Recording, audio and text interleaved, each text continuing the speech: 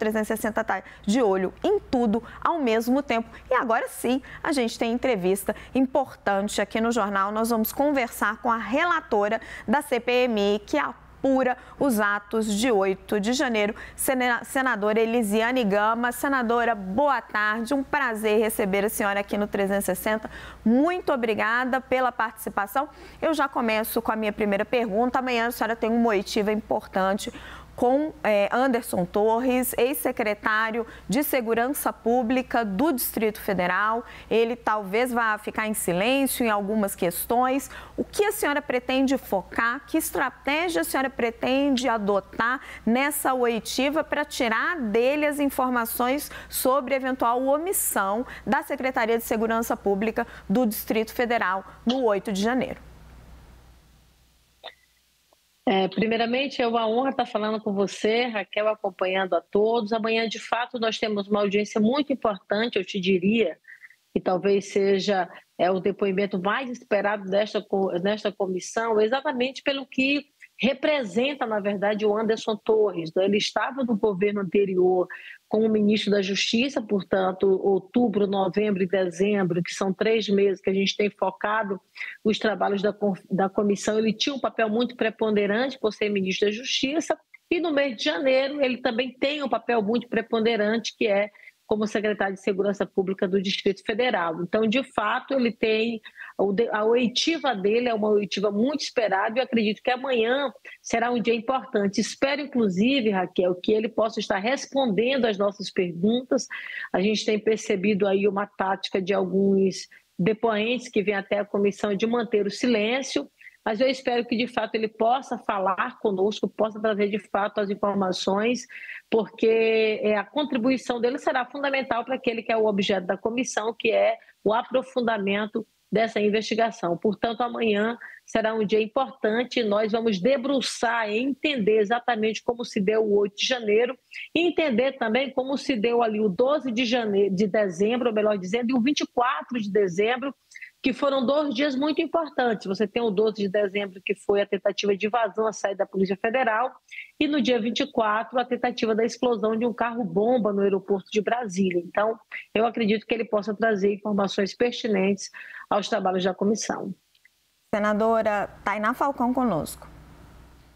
Oi, senadora, tudo bem? Bom, eu queria um pouquinho mais de detalhes sobre o que pode vir. Esse realmente é o personagem, acho que mais esperado da CPMI até aqui. Todo mundo querendo saber o que Anderson Torres pode dizer. E a gente sabe que muita coisa pode vir a partir daí, muitos desdobramentos e até a gente entender melhor qual é o envolvimento de outros personagens, né, em situações que remetem ao Anderson Torres. Eu queria um pouquinho mais de detalhe para saber quais são as perguntas principais na sua avaliação, o que a senhora puder compartilhar sem comprometer a investigação, é claro, a serem feitas ao Anderson Torres amanhã. O que a senhora considera crucial de informação deste depoimento?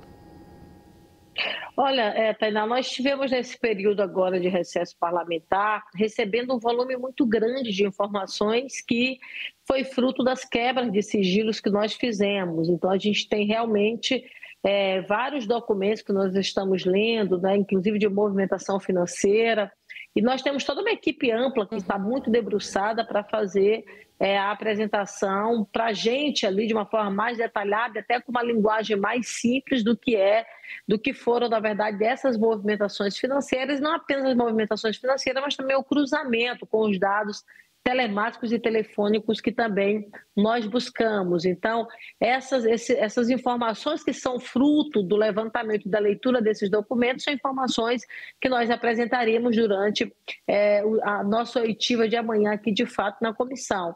Mas, como eu disse, ele tem um papel, de fato, muito importante. Ele sai do Brasil exatamente 2 dias antes do 8 de janeiro, participou e acompanhou no momento de sua saída aí os alertas que foram emitidos pela ABIN, que de forma muito clara, inclusive junto à polícia, junto ao governo do Distrito Federal, fez o encaminhamento e foi construído ali um PAI, que é um plano de ações integradas, exatamente com o objetivo de conter os manifestantes, porque havia esses vários alertas que foram apresentados, e no meio de tudo isso, ele, na verdade, resolve sair do Brasil, antecipando umas férias, que naquele período, no dia que ele saiu, ainda ele não estava de férias. Então, a gente precisa compreender o porquê, de fato, dessa saída.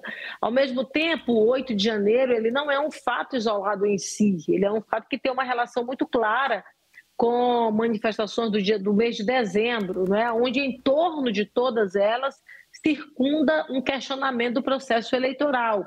E no dia 12 de dezembro, que foi o dia, inclusive, da diplomação do presidente Lula, houve tentativa de invasão à sede da Polícia Federal, que é um órgão que está subordinado ao Ministério da Justiça, e naquele momento não houve sequer uma prisão, não é?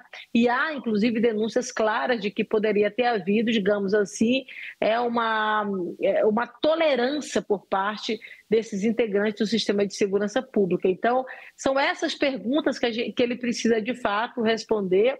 O Brasil inteiro acompanhou, na casa dele ali foi encontrado uma minuta que a gente chama de minuta do golpe, porque era uma minuta que claramente mostrava a intervenção, a possibilidade de intervenção no TSE, na Justiça Eleitoral Brasileira, uma iniciativa totalmente inconstitucional.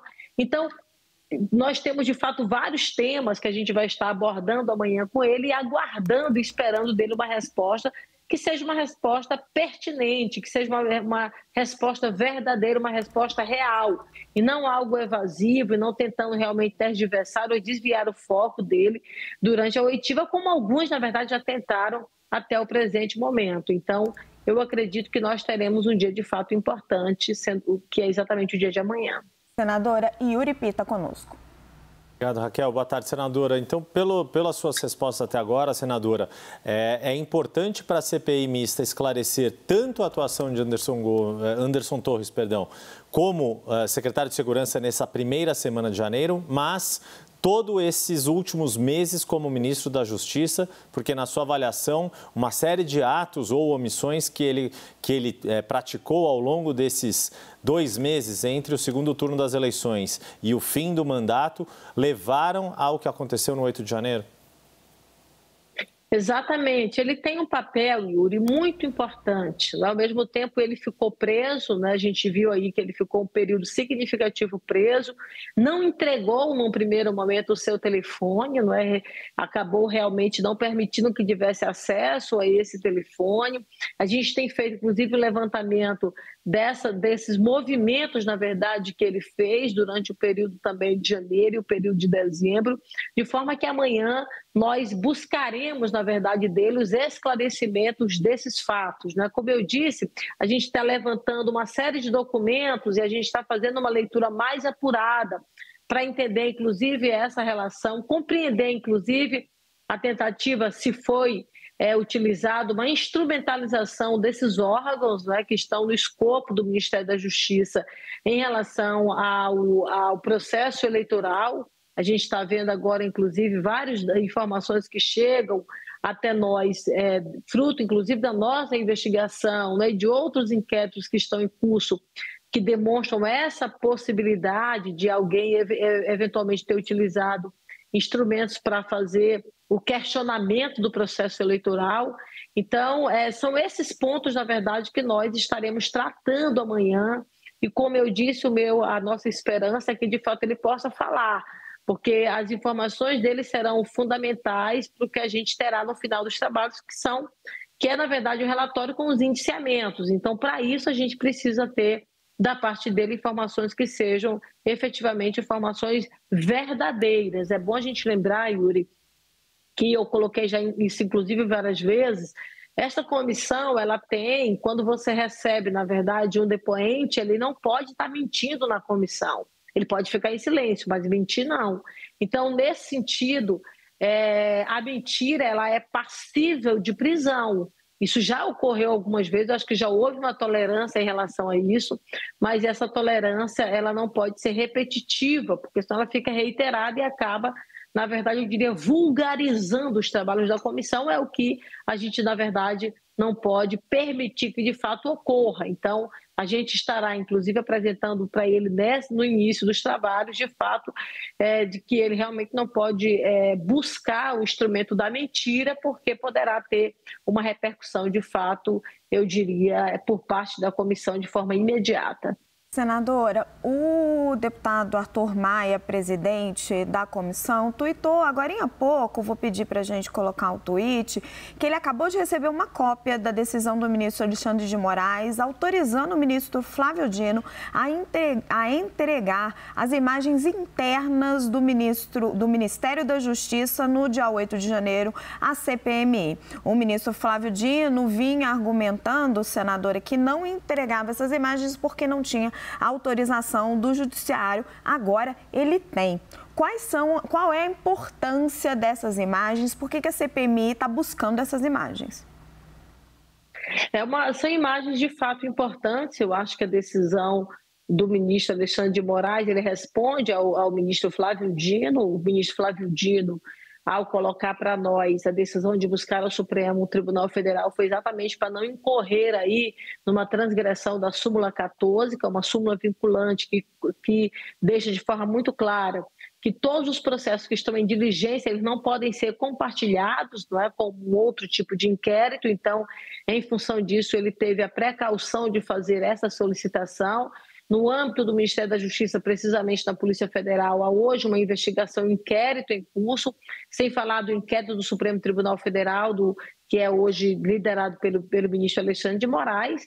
Então, exatamente para ele não incorrer, não é, nessa, digamos assim, no não cumprimento dessa súmula, ele acabou fazendo essa solicitação. As imagens chegarão até nós, serão imagens importantes, como da mesma forma nós solicitamos no Supremo Tribunal Federal, solicitamos também junto ao Palácio do Planalto e também aqui na Câmara, no Senado Federal e também no Ministério da Justiça. Esse conjunto, na verdade, de imagens nos darão elementos importantes, que é a compreensão, não é, da dimensão, de fato, dos atores que estavam envolvidos na necessidade, eu diria, premente de impedir que aquelas manifestações ocorressem e eventualmente não agiram, da mesma forma como também nós pedimos ao governo do Distrito Federal, inclusive recebemos imagens já muito preponderantes. Então, esse conjunto de imagens, nós estaremos aí fazendo uma apuração, não é? Nós tivemos um volume, Raquel, muito grande de ônibus que vieram para cá,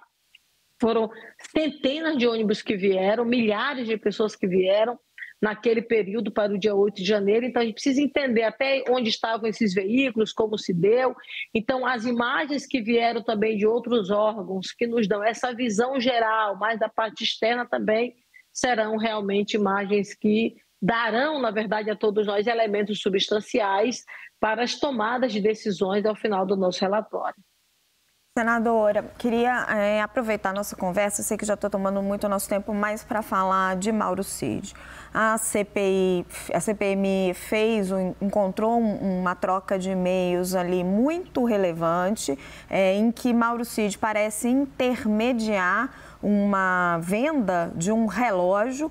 Eu queria entender exatamente o que a CPMI já sabe. Esse relógio era de Bolsonaro, ele estava tentando vender esse relógio, o Mauro Cid, para Bolsonaro. Bolsonaro acabou de dizer aqui, depois de participar de um almoço aqui em São Paulo, que o advogado do Cid teria dito que estava apenas cotando preço, e Bolsonaro disse: não vejo nenhuma maldade em cotar o preço de alguma coisa, é natural. Eu queria saber da senhora o que a CPMI já tem de informação. O relógio era de Bolsonaro? Qual era a intenção de Mauro Cid?